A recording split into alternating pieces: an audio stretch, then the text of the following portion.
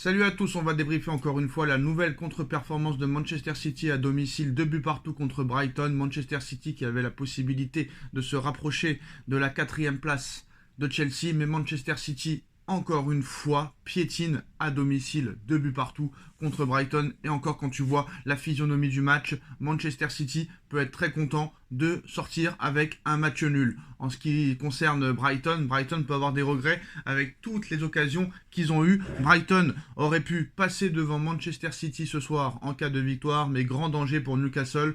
Alors, Manchester City a de la chance parce qu'apparemment, cette saison, le 5e de Première Ligue pourrait peut-être participer au tour préliminaire de la Ligue des Champions la saison prochaine. Pourquoi? Parce qu'apparemment, si tu finis dans les 2 premiers de l'indice UEFA, dans le meilleur championnat de l'indice UEFA, dans les 2 premiers, le 5e de Première Ligue aura la possibilité de participer au tour préliminaire de la Ligue des Champions. Et apparemment, d'après ce qu'on a su, d'après l'équipe, 11 clubs de Première Ligue pourraient participer aux Coupes d'Europe la saison prochaine. Mais bon, ce n'est pas le sujet de la vidéo. Quoique, encore une contre-performance de Manchester City qui s'en sort très bien. Guardiola le tocard. Guardiola qui n'y arrive pas. Guardiola qui a montré cette saison que sans ses joueurs, il n'y arrive pas. Ce n'est pas comme d'autres qui ont pu construire des équipes. Non, lui, il a toujours eu des équipes toutes faites. Il a toujours eu des Mercedes, des Ferrari, des Lamborghini. Il a eu des Messi, Busquets, Xavi, Iniesta. Il a eu des Eto'o, Ronaldinho, Deco, Thierry Henry. Il a eu des joueurs exceptionnels au Barça.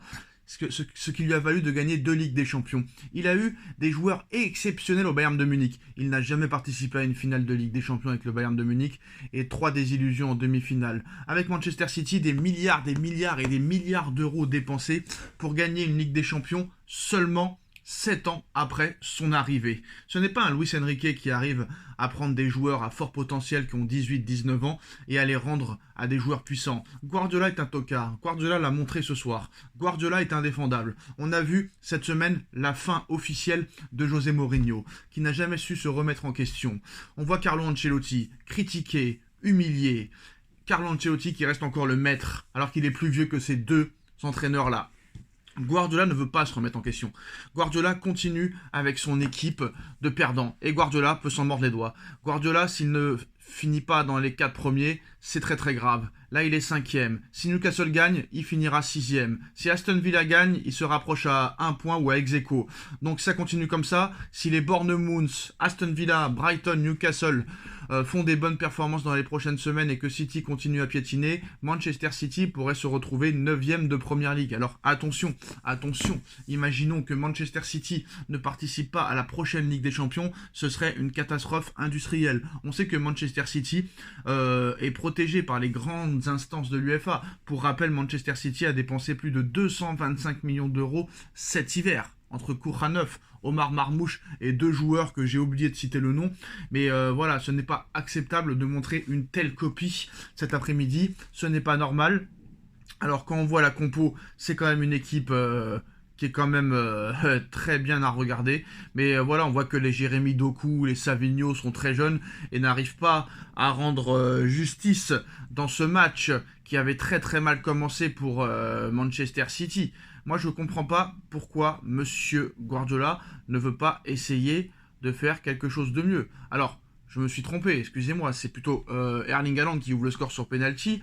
Égalisation de Espoutman 10 minutes plus tard. Omar Marmouche, nouvelle recrue, redonne l'avantage à Manchester City. Et voilà, Kourhanov vient égaliser 2 buts partout. Alors je ne comprends pas un petit peu ce but de Kourhanov. Eh ben non, c'est pas pour City le but de Kourhanov, c'est un but contre son camp.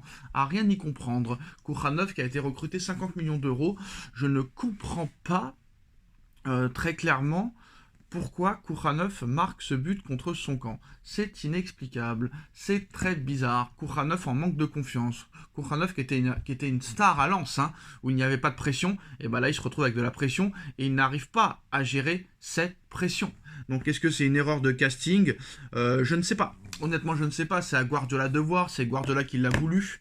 Voilà, pour rappel, très très bon joueur à Lens. Mais malheureusement, quand il y a un petit peu de pression, ce mec n'a pas vraiment l'expérience au haut niveau. on le met directement titulaire. Il y en a qui vont me dire, ouais, mais rappelle-toi, Sacha, Varane, à 18 ans, il est recruté par le Real Madrid. Ouais, mais ce qu'il faut savoir, c'est que quand Varane est recruté par le Real Madrid, Varane met au moins 3 ans à être titulaire. Ce n'est pas le cas de Kourhanov qui a été mis dans le bain directement. Donc voilà, c'est une saison ratée pour Manchester City.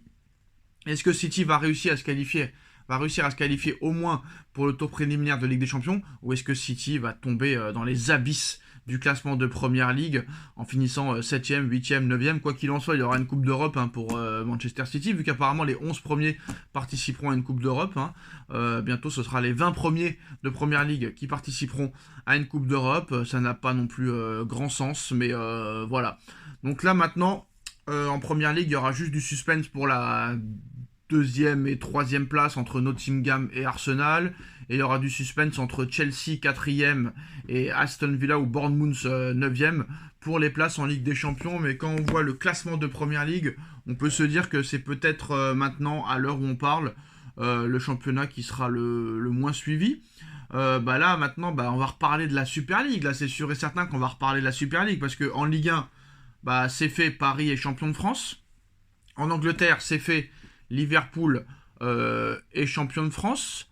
En Bundesliga, il y a de grandes chances que le Bayern de Munich soit champion d'Allemagne. Je crois que le Bayern de Munich a un certain avantage de points, on va dire 9 points d'avance sur le Leverkusen. Et en Serie A, nous avons un leader qui a exactement... voilà, c'est en Serie A qui va être vraiment le championnat le plus suivi. Et ce qui est marrant, c'est que la Serie A n'a pas de diffuseur en France. Si, il y a l'équipe TV, mais il faut aller sur l'équipe-tv.fr, etc.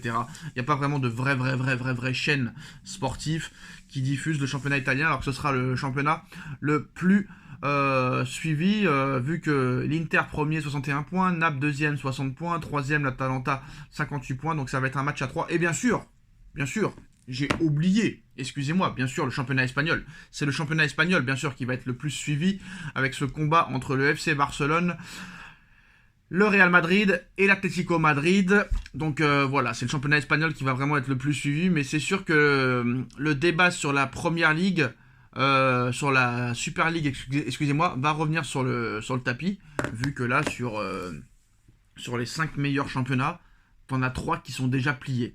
En ce qui concerne Pep Guardiola, je pense que là, Guardiola, les joueurs l'ont lâché.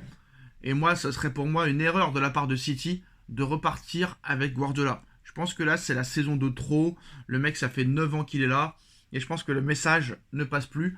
Donc pour moi, ce serait une erreur que non seulement Guardiola reste, mais bon, je pense pas qu'il va s'asseoir sur ses 27 millions d'euros par saison, mais ce serait une erreur de la part de Manchester City de le garder. Mais bon, je crois pas que Manchester City veut payer 40 millions d'euros d'indemnité. 2 buts partout entre Manchester City et Brighton. Manchester City en danger de ne pas participer à la prochaine Ligue des Champions. Dites-nous en commentaire ce que vous en pensez. Tchuss. Allez, on va commencer cette vidéo à parler du Classico. Dimanche soir, avant la trêve internationale, le Paris Saint-Germain est dans l'obligation de gagner ce Classico. Pourquoi ?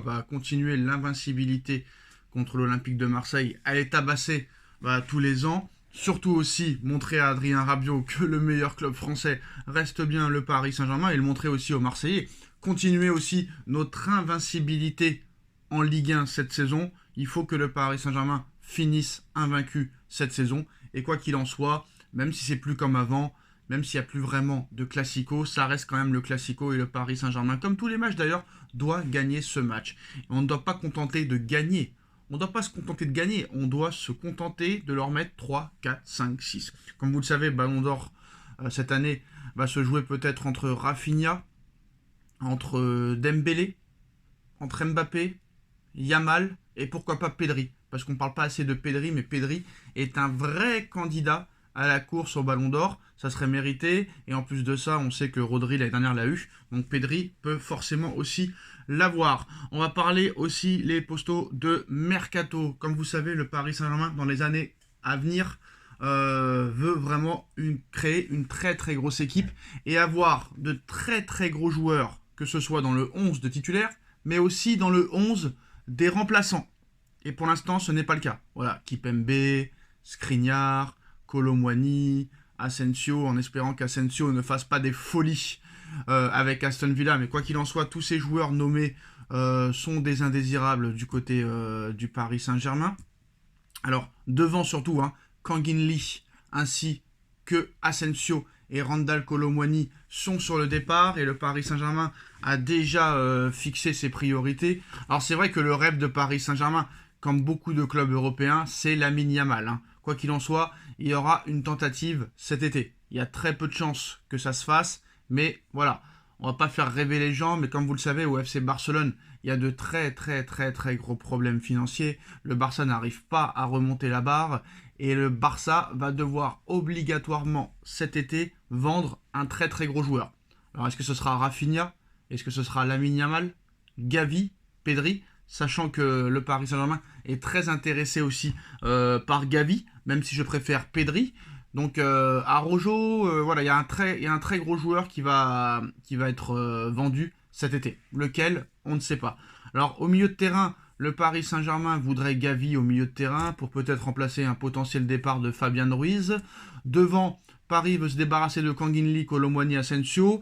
Et les trois priorités, si bien sûr Yamal ne vient pas, et c'est fort probable, on parle de Malik Fofana, on parle de Aliouche et de Ryan Cherki. Voilà, apparemment ce seraient les trois joueurs dont le Paris Saint-Germain voudrait recruter cet été pour peut-être pallier les départs annoncés. Donc trois forts joueurs à trois forts potentiels. On voit que Ryan Cherki en ce moment est en pleine bourre. Malik Fofana aussi du côté de Lyon, mais comme vous le savez, John Textor n'aime pas beaucoup le Paris Saint-Germain et pourrait faire augmenter le prix de ces joueurs-là. En tout cas, Cherki est en grande forme en ce moment. Il était aux portes de l'équipe de France. Fofana enchaîne les bonnes prestations avec l'Olympique Lyonnais et Akliouche devient une pièce maîtresse du côté de l'AS Monaco. Et ces trois joueurs-là, très clairement, pourraient rentrer très clairement dans les plans de Luis Enrique, qui en ferait une priorité pour laisser partir Kolo Muani, qui pourrait rapporter entre 40 et 50 millions d'euros, Asensio qui pourrait rapporter entre 10 et 20, et Kang In Lee qui pourrait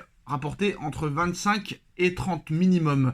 Donc avec ces joueurs-là, avec ces dépenses-là, avec ces ventes-là, tu pourrais peut-être acheter les trois joueurs annoncés. Du côté de la défense centrale, le Paris Saint-Germain cherche un très gros défenseur central. Là, c'est compliqué, c'est complexe. Apparemment, le Paris Saint-Germain s'est déjà mis à la recherche d'un défenseur central pour l'été prochain. Alors pour l'instant, Marquinhos et Pacho sont la charnière titulaire. On sait que Beraldo est en phase de progression.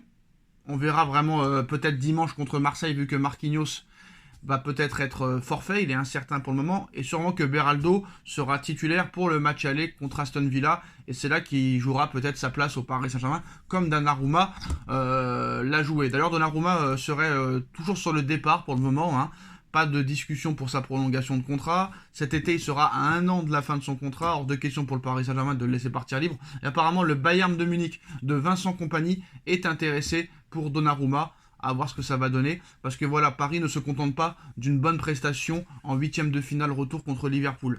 Si Donnarumma veut rester au Paris Saint-Germain, il faut qu'il soit intraitable contre Aston Villa, qu'il soit intraitable en demi-finale et pourquoi pas en finale. Voilà, c'est pas un match qui va faire garder Donnarumma au Paris Saint-Germain. En tout cas, le Bayern de Munich est intéressé, et la grosse info du jour, c'est Liverpool qui ferait de Ousmane Dembélé sa priorité pour remplacer Mohamed Salah qui va quitter Liverpool cet été. Pas d'accord pour une prolongation.